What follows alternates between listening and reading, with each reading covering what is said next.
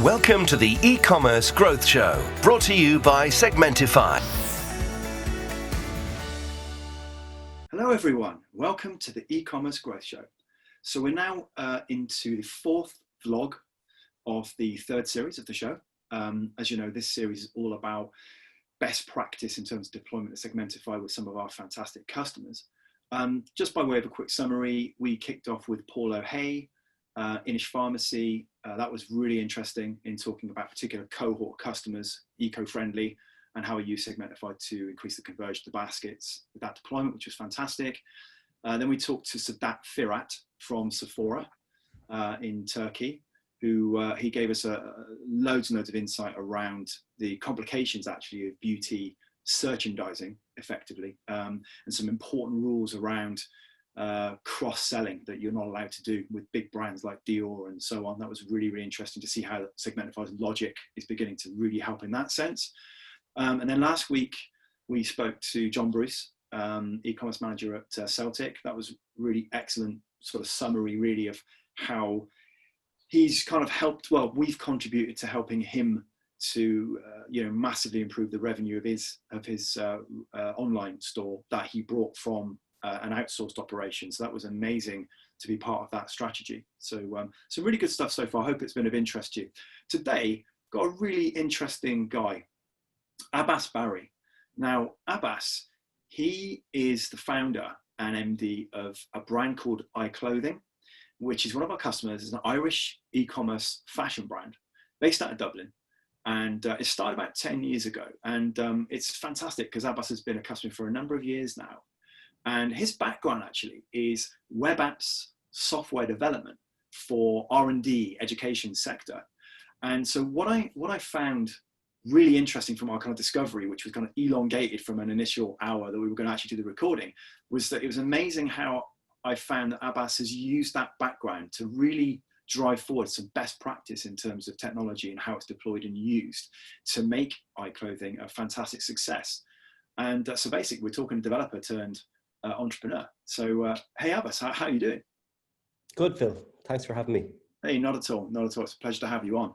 So yeah, let's start with a bit of an icebreaker. I mean, I know I say this a lot, bit of a broken record, but I really do feel so kind of like amazed really when I hear stories about people that have actually been able to take a business idea and make it work. So why don't you tell our watchers, our budding entrepreneurs out there, how, in a nutshell, you managed to get iClothing to where it is now as a successful online retailer? Sure. Well, absolutely a lot of hard work and sleepless nights.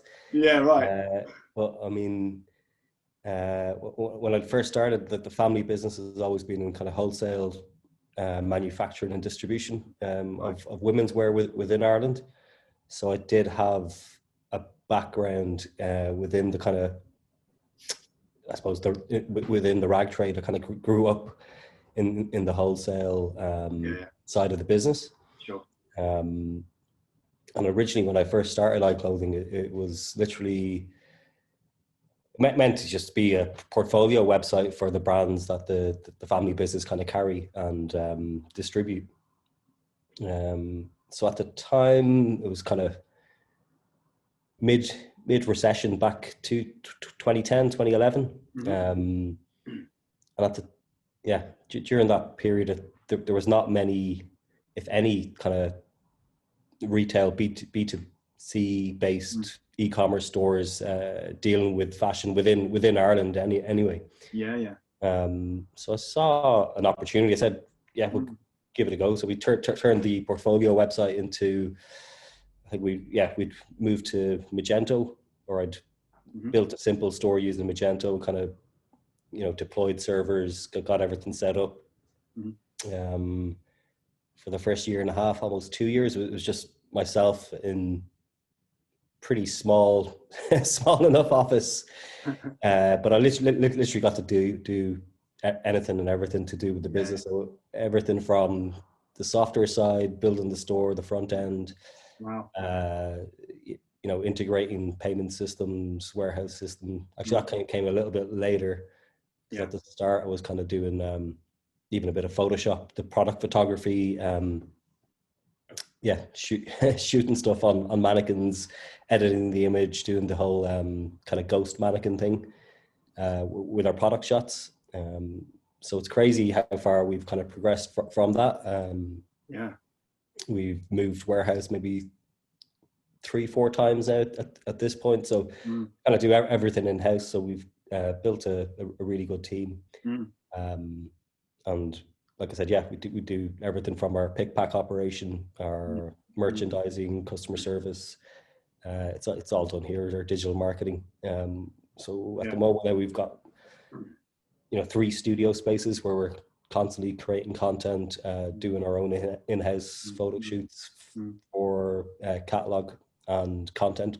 So it's quite a broad team. Like I said, when I first started, I was kind of getting the grips with each and every aspect of what the foundation of the business was. So everything from kind of customer service, dealing with inbound queries on email, social messaging,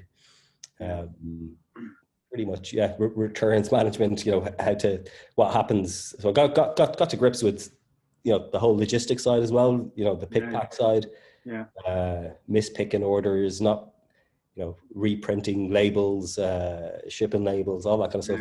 Wow. I mean, bottom line, it sounds like you said, a lot of graft. But, a lot of graft, but it was obviously highly rewarding to. Oh yeah, big time. Yeah, to kind of get to, like I said, get comfortable with all the aspects, everything that can go wrong, fixing those little issues. At well, that's good advice, even off the bat, isn't it? Work hard, get in there, get coverage and control of all the different elements, and succeed. That's it. And since then, it's just been I suppose. A refinement.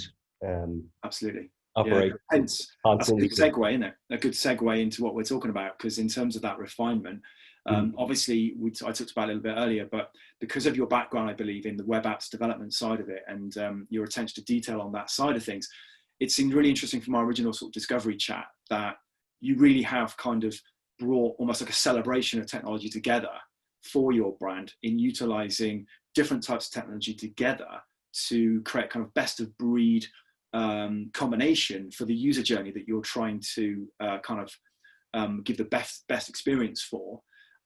So, I mean, why don't you just give us a bit of a flavor of how that looks for you in terms of a brand like yours, where there's a lot of demographics and a lot of brands and a lot of technology? Well, I suppose because our customer demographic is so broad, we have kind of anybody from 18 to 80 shopping with us. We've introduced menswear as well, which kind of muddies the pool and customer acquisition, how to nurture the customer journey, and not recommend menswear items to women and women's wear items to our male customers, that kind of thing. So there's a lot of nuances, especially because we carry anywhere over the season from 50 to 100 different brands, and brands that kind of cater for those different segments or those different demographics. Again, there's different types of customer acquisition for each of those demographics. We kind of have 4 core customer profiles that we try to adhere to, and try and think, if we were this particular shopper, how would we like our messaging to be? What would we like to see when we land on the website? So at the moment, from all the tools and different systems we're using, we're trying to focus on almost kind of what you'd call hyper personalization to get to a level where we know that we've segmented the customer base down to such a fine grained level that we can personalize as much as what they see on the website, from the content, the messaging, the product selection, obviously driven by platforms like Segmentify.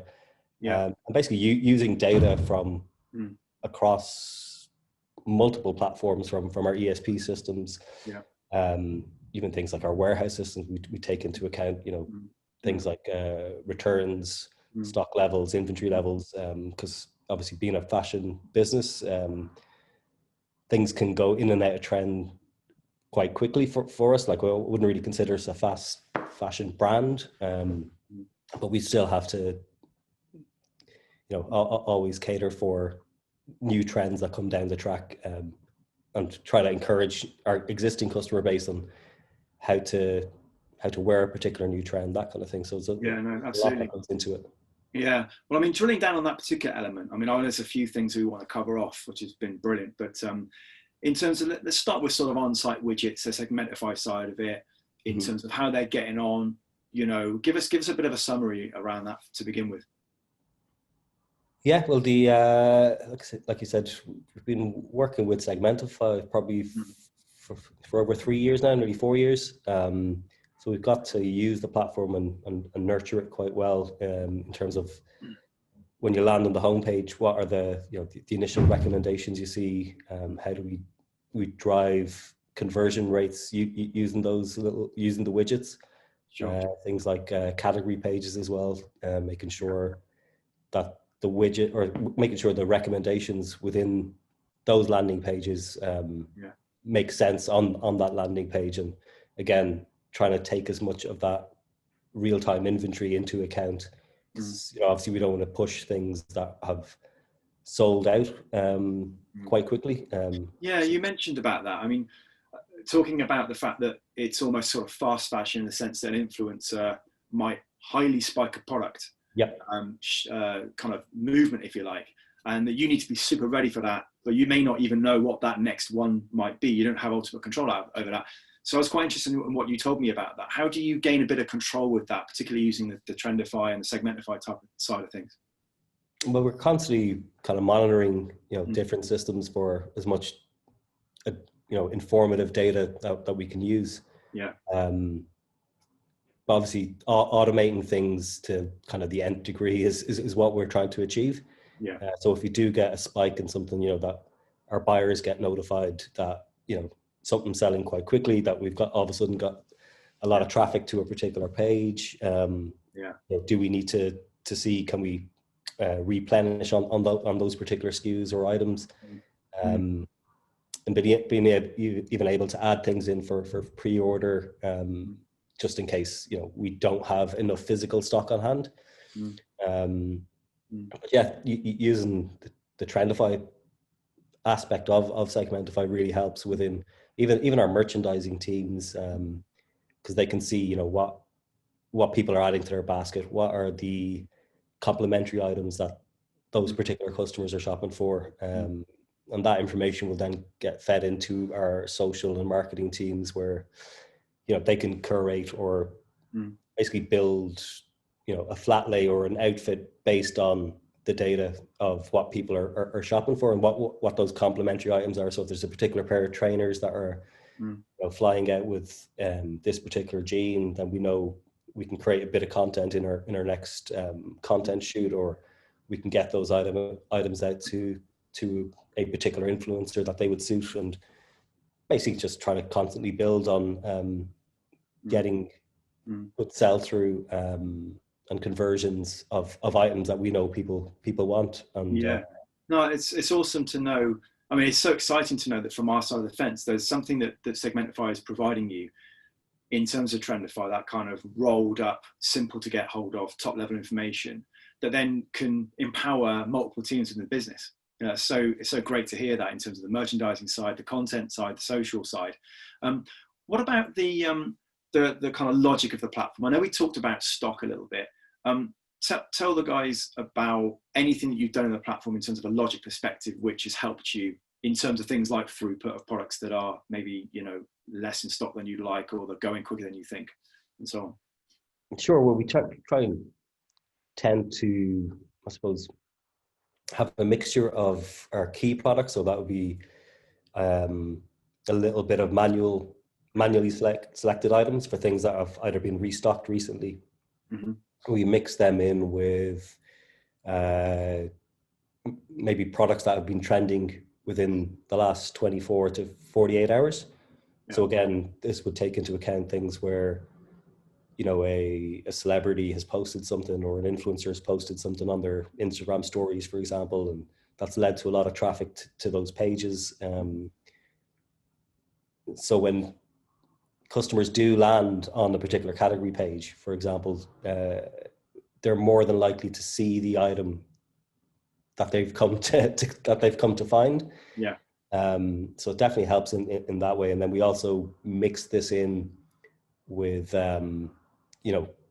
top sellers from the particular month as well. So it's a bit of mixing, fine tuning.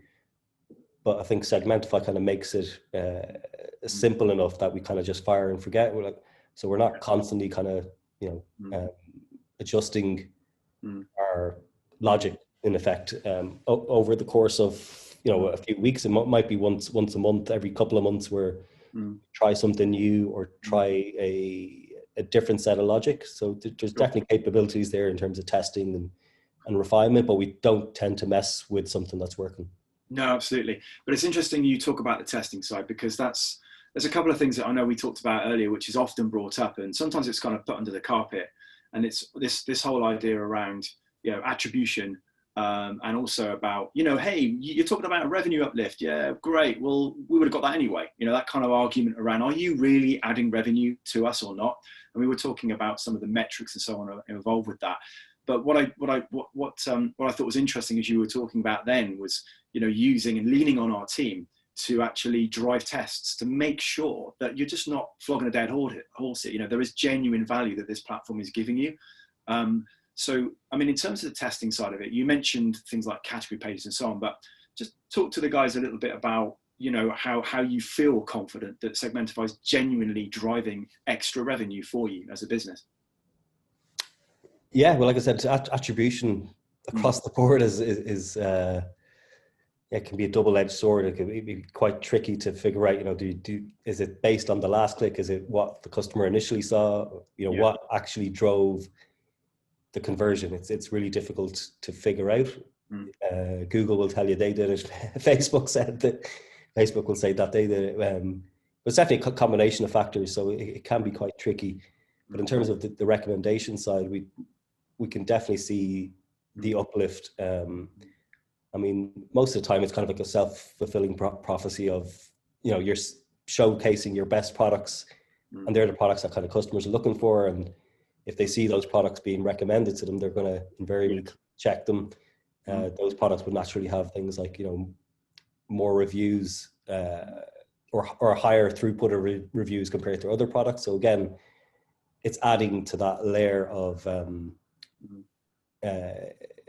it's adding a factor of conversion, or adding to the conversion factor, all these pieces.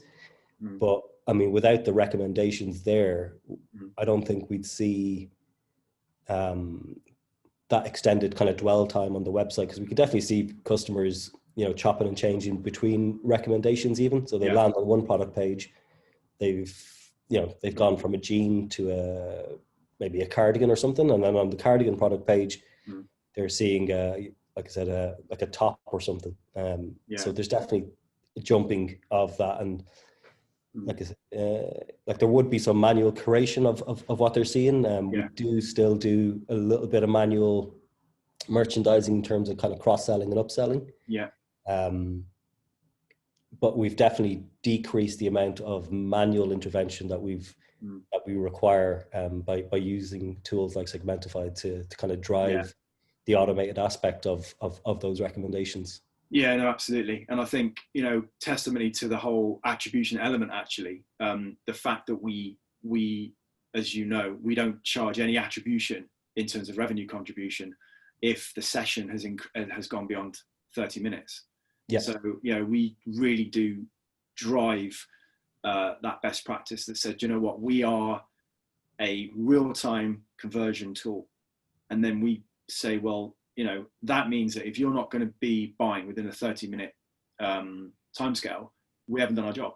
That didn't work. So that, in a sense, really does drive that best practice forward, that it has to work, and it has to work well from both a learning perspective and from a speed of delivery perspective to deliver on those kind of metrics. So yeah, it's great. It's great to hear how you're benefiting from that, and it's not just something you've put on and, like you said, plug and play, and then don't really know what's adding value. It genuinely is, which is just great to hear. Tell us a bit about other areas of Segmentify, like, for example, push notification. How are you getting on with that side of things? Yeah, push has been really interesting, actually. especially on the Chrome side of things, because we find, more often than not, our customers are either browsing on desktop using Chrome or on obviously on mobile using the Chrome browser. So being able to capture leads in terms of, the campaigns, push campaigns that we do, it's definitely been worthwhile. Even things like the basket abandonment reminders, they convert pretty well. Yeah, we don't try and push too much notifications out and kind of annoy our customers, but when we do, I was going to say, how do you know that balance? I mean, from your experience, what does the balance kind of look like? Again, it's difficult to gauge. I know from, I suppose, my own kind of shopping behavior, my own online behavior, I kind of turn notifications off, or I know the settings to go into. So, and I am a subscriber of our own push notifications. So if there's too many going out, then we kind of cut back on certain areas. But like I said, I think that the levers that you can use within the push notification engine on Segmentify, it kind of gives you that scope of, only target a particular customer or a particular segment within either a session time frame or a daily or weekly time frame. So we do try and mitigate over over sending out messaging to our customers. Try and keep it as minimal as possible, but still giving them things that they'd be interested in. Things like campaign-based offers. If we're running a discount or a promo code, that's definitely going to drive a lot of engagement and traffic, because we know we've got a segment of customers who basically wait until our discount is live, either through email or through push. So it's a good way to keep them up to date. Yeah, no, absolutely. And I think you hit the nail on the head in terms of relevancy. I think because you've got the intelligence of the platform driving it, you're not just sending out stuff willy-nilly. I mean, it's quite hand-picked, isn't it, in terms of a drop in a discount drop, or back in stock, or something very relevant to that particular person. And what we found across the board of our customers is that on average, it drives a brand new revenue stream of about 1%, for literally sending out some push notifications, and that cohort of people that accept them, all of a sudden you've got a brand new go-to-market strategy for them that you never would have had previously. So it has been good, and we're trying to figure out in the future how we can encompass not just marketing messages through push, but we are working on a kind of a new front end which is being developed as a progressive web application. And part of being a progressive web application, you get kind of cool stuff like these service workers, where you can do push messaging for even transactional things. So things like your order's on its way, click to track, so that will be delivered as a push. That's great. Certainly to Android devices for the get-go, and hopefully iOS will follow suit. That's really nice. Just getting at the moment you're kind of getting it off messages, aren't you? Exactly. Just getting the nice, your orders on its way, or your return. Just in more of a again, it's part of the personalization and trying to get to. Absolutely, no, totally, no. That sounds great. I mean, obviously, you mentioned segments. It leads nicely on to the kind of last part of the functionality piece, Jigsaw Puzzle, which is a really interesting development of bringing some of these technologies together. I wanted to focus a little bit of time on it, and that was the piece of work we're doing with you guys around segmentation to drive content. And there's 3 tools involved, right? So we have eMarses from a segmentation perspective as an ESP that you're using, and then we're bringing that information into Segmentify to then drive segmentation through to Styler in terms of what pages are going to be then served up to the cohorts of people. So what are your thoughts around the bringing those technologies together with respect to the journeys that you're trying to give a better experience to? Well, like I said, we know that our data or different bits of data sits in different silos, so being able to kind of bring them together, we're kind of well used to either trying to bring it into like a unified structure or a larger data set, and then being able to pull and retrieve from that. Or the other option is to kind of go more of a legacy-based approach, which we're kind of doing at the moment, which is taking out CSV files from one system, populating them into another system, and using, like I said, the data from our ESP to better advise the segments we want to build within Segmentify, and then leveraging the content aspect of the Styla platform to pull in the recommendations. Yeah. If you're a particular customer within a segment, then you're going to see not just personalized content within a particular landing page, but you'll also get the personalized recommendations based on what we think you'd like to see. If you're a discount shopper, you're going to see more discounted items. If you have a particular brand affinity, you're going to see, you're more than likely to see items from that particular brand. Again, it's all drivers for being able to personalize and deliver a unique experience for almost each and every customer that hits the store. Yeah, no, I love that. I love that. This is the kind of celebration I was talking about. I mean, bringing together 3 different technology types, you know, to really lean on each of the strengths of them, and then bring them together into, you know, one solid end solution, which is completely client-led. You know, it's exactly the application for you that you want. You know, it's taking that segment that you've already invested in accruing, helping it to sort of drive Segmentify's machine learning, and then driving, you know, a very simple kind of content page for different cohorts with not only the content, but one-to-one recommendations.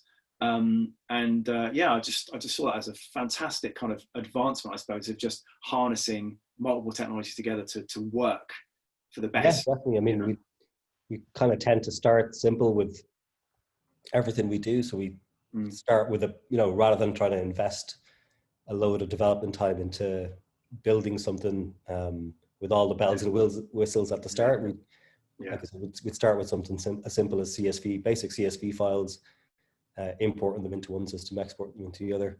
And if it works and if it does what we intended it to do, then we'll invest in things like building out those particular integrations using an API and automating the whole procedure. Yeah, for sure. Yeah, it's good to sort of test and measure, right, at the moment, certainly, and then invest if it seems to sort of, you know, drive results, which we'll be measuring with you, and we'll make sure that our team obviously working with you. I mean, on that note, how do you feel about Segmentify as a company to work with? I'm obviously been there for a while now, and in terms of support, customer success, working with the success team and manager and stuff, how do you find it? Yeah, great. I mean, we treat them as like an extension of our team, to be honest.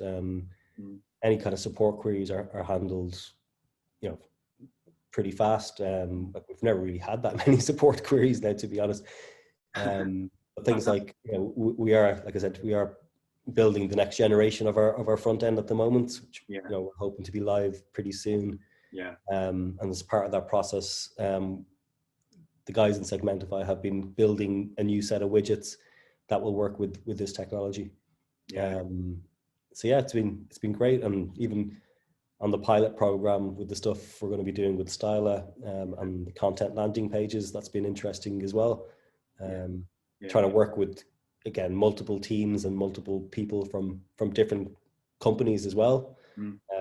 Being able to tie that all together, it's been I've really enjoyed that, the openness of the company to really embrace a solution across multiple tech stacks. I really thought it was great, and actually we've worked with eMasters quite considerably, like in other territories and so on before, just where basically the clients need, a bit like you actually, they want that best of breed personalization engine and segmentation ESP engine, and they happen to sit together wonderfully because Segmentify doesn't have an ESP, and nor does it want one. You know, as you said, it's sort of focusing very much on a few things as well as it possibly can, as opposed to diluting too much. No, it's certainly been really interesting to see how you've deployed Segmentify and other tools as well to reach your business goals. I mean, the only other thing I was going to ask you was regarding the roadmap, because as you know, talking about other tech providers, and we don't shy away from that. It's a very important part of our culture to really embrace it. And in terms of things like search and merch, you know, I appreciate the moment we talked earlier that you guys use a different tool, very great tool. I know from the past. But in terms of, you know, where we're trying to go, you know, we're really kind of proactive in terms of working with our brands to get stuff right. So in terms of search and merch, how do you feel about sort of getting involved in helping us drive that side of the roadmap forward to make it best of breed again, you know, within that space? Yeah, well, like I said, pretty. What I've been doing over the last one is just trying to find, I suppose, the best in breed platforms for particular things. But if there's a case to be made where you guys think that you're doing something different that can be delivered in a more efficient way, then it's something, that I'd be interested in driving or offering some kind of advice on where you guys can go, because on the recommendation side, being able to use, I suppose, almost the AI based engine and applying the same rules or logic and filters within, I suppose, category listing pages would be pretty good. And on the search side, similarly, being able to get the right product in front of people, being able to understand what people actually mean when they are performing the search as well. And it would add, I suppose, meaningful value to the platform overall. Yeah, I mean, at the bottom line, we're just so appreciative of customers like you who are taking an active role in kind of driving the technologies forward, you know, embracing stuff and using your expertise to help us to get it right, you know, for you as well. So it's really just, you know, a big thank you from the team, really, to guys like your good self. But it's good being able to deal with people on the same level. And because like I said, I still like to think of ourselves as a technology company or a retail business, or you can see that. No, completely. And you know, it's great to see that you've been able to marry the two, you know, the passion of technology with the business, and it's going great guns. So, you know, all the very best with it, you know, as you continue to drive things forward. And you know, just thank you today for giving us such a great insight into how you're deploying Segmentify. Clearly it's not something you took lightly. I mean, you know, when you made decisions about what to deploy and how. So I it's really encouraging to get under the bonnet a little bit in how you deploy the solution, and it's actually delivering for you.